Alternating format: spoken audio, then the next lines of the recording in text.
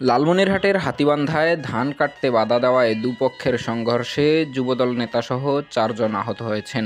গতকাল সোমবার সকালে উপজেলার ফকিরপাড়া ইউনিয়নের বুড়াসারডুবি এলাকায় এ ঘটনা ঘটে। ভুক্তভোগী ও স্থানীয় প্রত্যক্ষদর্শীদের দেওয়া তথ্যমতে বুড়াসারডুবি এলাকার শামসুল হকের পুত্র যুবদল নেতা সাদেকুজ্জামান সেলিমের রোপণ করা ধান কাটতে গেলে বাধা দেন একই এলাকার আতোয়ার রহমানের পুত্র সামিউল ইসলাম ও তার পরিবারের লোকজন। সে সময় দুপক্ষের হাতাহাতি সংঘর্ষের রূপ নিলে দুপক্ষের ৪ জন আহত হন।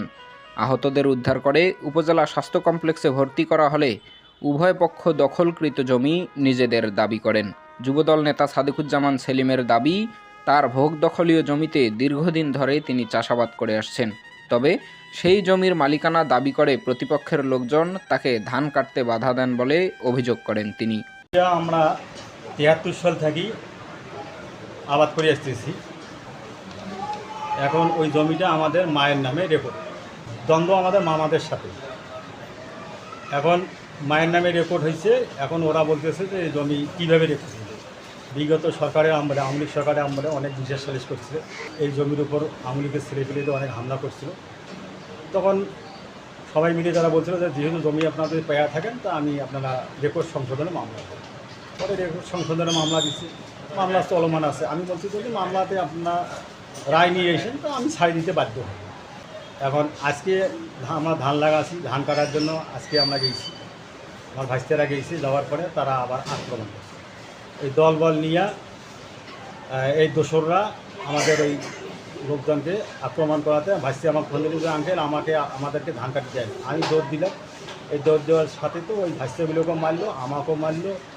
এইভাবে তারা এলোপাতাড়ি মারলো। মারার পর তো আমরা এই মেডিকেলে আমাদেরকে বাড়িতে নিয়ে যায়, আমাদেরকে অবরুদ্ধ করলো, বাড়ি থেকে বাইরে হওয়ার দেয় না। অনেক অশ্লীল অকথ্য ভাষা তারা ব্যবহার করলো। অপরদিকে প্রতিপক্ষ আতোয়ার রহমানের পুত্র সামিউল ইসলামের দাবি, রেকর্ড মূলে জমির মালিকানা দাবি করলেও আসলে সেই জমির মালিক তারা নিজেরাই। যুবদল নেতা সাদেকুজ্জামান সেলিম ৩২ শতকের জায়গায় ৫৪ শতক জমি বিক্রি করেছেন। আবার ৩২ শতক জমি দখল করে চাষাবাদ করছেন বলেও অভিযোগ তাদের। আজকে হচ্ছে যে আমাদের একটা জমি নিয়ে ২ মাস গত হয়েছে। তো জমিটা নিয়ে মারামারিও হয়েছে, মামলাও চলমান। তো যাই হোক, আমরা চাইছিলাম যে আমাদের যে বিরোধটা এটা যাতে নিষ্পত্তি হয়, সবাই শান্তি চায়।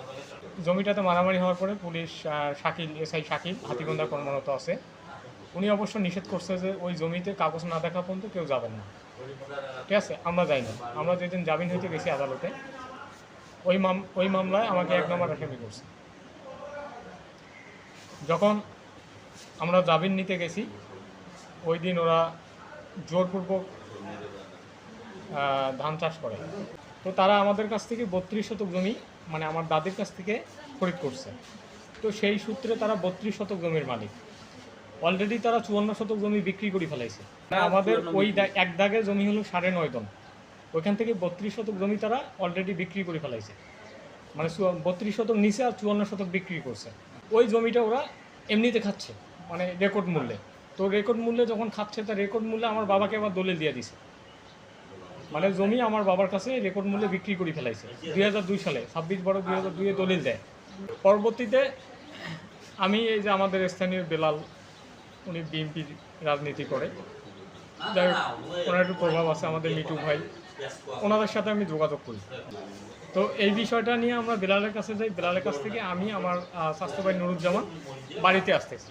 তো এমন সময় এই সাদেকুজ্জামান সেলিম এই আমাদের ফকিরপাড়ার থেকে কয়েকজন বিএনপির নেতা নিয়ে গেছে। তাদের যোগ সাজসে সেলিম যে ঘটনাটা ঘটায় সেটা হচ্ছে যে সেলিম বলতেছে যে ব্যাটাক ধরো। আমাদের ওইখানে ইট ভাঙ্গি ফলায় রাখছি, বড় বড় ইট। এই ইট তুলে আমাকে একটা পায়ের মধ্যে বাড়ি দিছে। এই যে এখানে করার পরে আমার মা গেছে।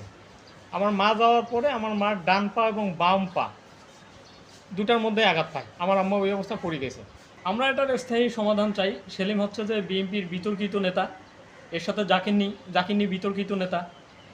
আমরা চাচ্ছিলাম যে সুষ্ঠু সমাধান হোক, ওরা যে অন্যায় করছে অন্যায়ের বিচার। জমি নিয়ে উভয় পক্ষের পাল্টাপাল্টি অভিযোগ এবং হামলা মামলার ঘটনায় বিব্রত এলাকার সাধারণ মানুষ।